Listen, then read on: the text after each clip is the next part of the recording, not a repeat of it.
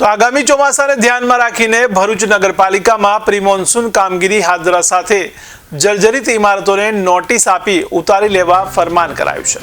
ત્યારે ભરૂચ નગરપાલિકા દ્વારા ચોમાસા પહેલા પ્રી મોન્સૂન કામગીરી હાથ ધરવામાં આવી છે, જેમાં નીચાણવાળા વિસ્તારોમાં પાણી ન ભરાય તે માટે વિવિધ કાંસની સાફ સફાઈ પણ કરવામાં આવી રહી છે।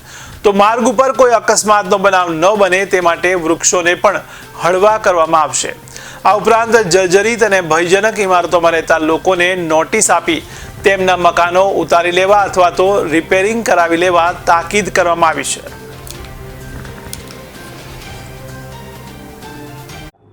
ભરૂચ નગરપાલિકા દ્વારા આગામી ચોમાસાની સિઝનને ધ્યાને રાખી પ્રી મોન્સૂન કામગીરી અંતર્ગત શહેરમાંથી પસાર થતી વરસાદી પાણીની કાંસ ગટર સફાઈની કામગીરી અત્યારે અમારા લેવલથી ચાલુ છે।